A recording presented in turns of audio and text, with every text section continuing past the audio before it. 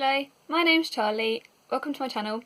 Today I'm going to be doing the mid-year freakout tag video, and this is my first booktube video, so I figure it's a good way to sort of introduce me to everybody, because it's a good depth of questions and you get to see the variety of books that I like to read. So with no further ado, the first question is, what's the best book you've read so far in 2018? Probably, I would say, I can't pick just one book, obviously, because that's friggin' impossible. So I'd say one of the first few I'm going to show you is Circe. And I just loved this story. It was just so rich, with such vivid imagery, and it's based upon Greek mythology. It's not a strict it's not the actual myths, obviously, but yeah, it's just a retelling, and it's by Madeline Miller, so I definitely recommend you check this one out if you haven't already. It's beautiful and gorgeous, but yeah, so I'll get back to that later, but yeah. So that's one, and then I've got, as well, I'm reaching the glass, The Hate You Give by Angie Thomas. This is just such a brilliant story. I just really got captivated by this. It's based from a girl called Star's point of view, and she's growing up in a sort of a harder neighbourhood, and basically it's kind of what happens to her and her point of view. Sometimes it's sort of her the juxtaposition of her between living two lives, like in a posh, she goes to a posh school and sort of lives in a neighbourhood that's slightly different to that. But yeah, definitely recommend you check this one out. This is definitely one of my top books. And then also, this is quite a big book I'm going to show you, is The Lost Words. This is one of my favourite books. It's just beautiful. It's a poetry collection written by Robert McFarland and illustrated by Jackie Morris. And I bought it initially for my daughter to read, and we read it together.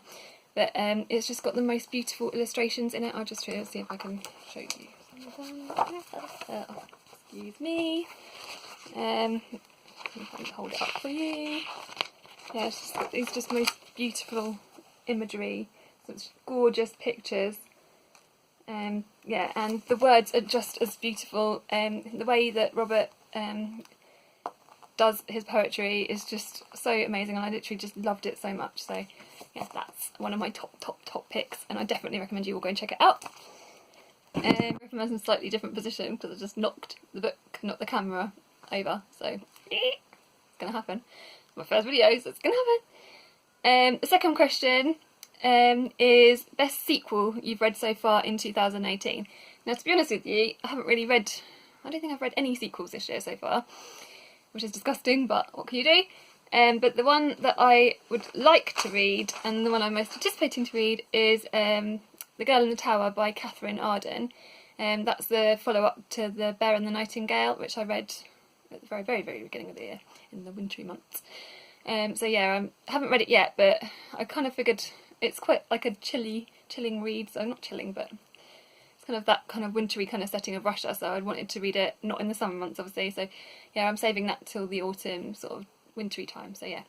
I haven't read that yet, but that's my most anticipated sequel, so yeah. So for the new release you have, next question is new release you haven't read but yet but want to. Is for that one I've picked Stephen Fry's Mythos. It's another kind of Greek retelling. I'm really into those at the moment, especially obviously I read Circe at the beginning of the year and that kind of got me hooked, but I haven't read this one yet, but yeah, that's the next one I'm going to pick up. So yeah, looking forward to that one. The next question is most anticipated release for the second half of the year. And for me, that will be the new Marcus Zuzak book, which is called, what is it called? The Bridge of Clay. Yeah, so I'm really looking forward to reading that. I love the book Thief so much, so I know that The Bridge of Clay sounds quite a different story, but still, nonetheless, can't wait to read it. So can't wait to pick it up. That's really not released until the beginning of October, I believe. So yeah, I'm going to check that one out. The next question is Biggest disappointment of the year so far. So for me, I think it's hard talking about disappointments, but you are always going to have, if you read a lot of books, you're always going to have some that disappoint you, unfortunately. For me, that was, and don't hate me for this, but the biggest disappointment for me was probably Little Fires Everywhere by Celeste Ng. I just didn't click with this. Didn't get along with it at all. There were parts of it that I enjoyed, and I can see why people do like it, but just the characters didn't really gel with me. The story flow, I just didn't get grabbed by it in any real way. So sorry, it's my biggest disappointment. That, and also I was kind of disappointed by Still Me, if I'm quite honest. I was kind of expecting more from it, and that was another one by Jojo Moyes, obviously. But yeah, so those are the two disappointments, I would say. Biggest surprise of the year so far is the next question. And for me, that would have to be Agnes Grey.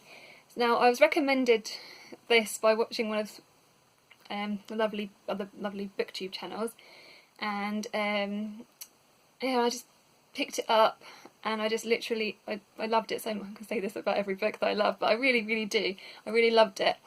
Anne Bronte's writing was just really got me, and I felt like it's not a very long classic. It actually was very easy to read and very easy to digest. So I recommend that if you haven't really got into classics before and yeah, you want to, I would definitely recommend Agnes Grey as a starting point, because it's just very easy to read and doesn't feel too dry, if you know what I mean. So yeah, okay. So the next one, it was so I think it's author that was it favourite new author. Yeah. Oh, when I said about biggest surprise. That might have been from a different thing. I've just looked at across my notes over. Oh, but still, that was an extra question then. I think that was an extra bonus question, because I think I must have got it confused with my notes. Sorry. Question is favourite new author, and for this question, I'm going to say my answer is going to be Matt Haig. Yeah, I've read 3 of his books this year so far. I've read How to Stop Time, The Humans, and also his latest book, The Nervous Planet. Yeah, all of which I really enjoyed. Probably my favourite out of the 3 would probably be this one, How to Stop Time, but The Humans was hilarious. So each of the 3 that I read are actually very different, so it's hard to actually, can't really do a direct comparison. How to Stop Time is more of a historical fiction, I would say, whereas The Humans is obviously kind of sci-fi and very, very, very comedic. Completely check it out. Very, very readable, very easy to read. Very yeah, both those the fictions I've read, you just literally were just such page turners. The Nervous Planet is a slightly more. It's a different kind of, again, different book. It's more of a self-help book about anxiety and sort of how the world kind of can make things that the world around us kind of doesn't, it's, the changing world kind of makes it worse, and how his take on how you can do little things to make things easier for yourself. So I haven't really worded that very well, but yeah, it's really, really good. And I did think there were some very useful points in that book. Quite a lot of it's straightforward, but nonetheless, yeah, his writing again just very readable. He's just really, really, really brilliant author. I can't wait to read more of his books, and read some of his older books, etc. So the next question after that is newest fictional crush.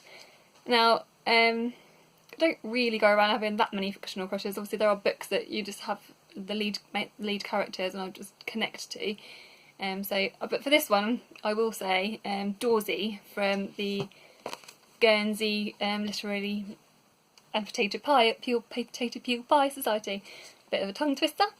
Yeah, Dawsey is one of the. This book is an epistoral book. I think that's right. Epistoral? I'm not saying that right, is it? Epistolary novel? I can't speak those words. Anyway, basically, it's a letter book. It's a book written in letters, in letter format. So you're basically reading. I'm going to just take something. You're basically reading letters to and from different characters, yeah, either which way. Dorsey is the male lead, you would say, and one of the lead males, and he's just, oh, his just character is just, yeah. So I could definitely say he's my latest fictional crush, if you were, if I was going to pick any of them. I don't know. The film's coming of that. This book is coming out onto Netflix on August 10th, and I can't wait to see it. So I can't wait to see what Dorsey looks like in the film. So, sorry, shaking the camera. The next question is newest favourite character. It's not newest because the book's not like super new, but for this one, it's hard to pick a favourite character when you've read so many books, but I would say probably has to be the most likeable, I would say, is Oggy from Wonder. I just love that story, and Oggy, he was just such a dynamic, kind of very, I don't know, it was just, he was really funny, the things that he'd gone through and how he copes with everything. Yeah, I think he's definitely my most favourite character that I've read about so far this year. Then I haven't got that book with me, so I'm sorry. If I can, I'll try and insert a whatever, but I don't know if I can because this is my first video, so who knows. Oh god, that was a good look. Oh mummy, you have to read this. And I really, really love this book. Yeah, it did bring a tear to my eye, definitely worth a read, completely recommend it. And it's by Kieran Millwood Hargrave. It's called, so I didn't say what the name of it is. It's The Island at the End of Everything by Kieran Millwood Hargrave. Yeah, that's right. Yeah, so check this one out. Did make me a little bit teary, and it was just a beautiful book. Right, the next question, and there's only 3 more questions left, you'll be happy to know, is a book that made you happy. For this, I haven't got the book with me because I lent it to my sister, is called Heartless by Marissa Meyer, I think that's right. Yeah, and the reasons it made me happy was many for nostalgic reasons.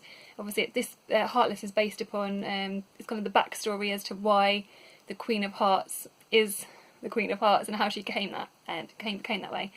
I love obviously reading about the Mad Hatter and all his crew. It was just it was a brilliant read, and it did definitely make me happy. So yeah, so that's the one. This question is I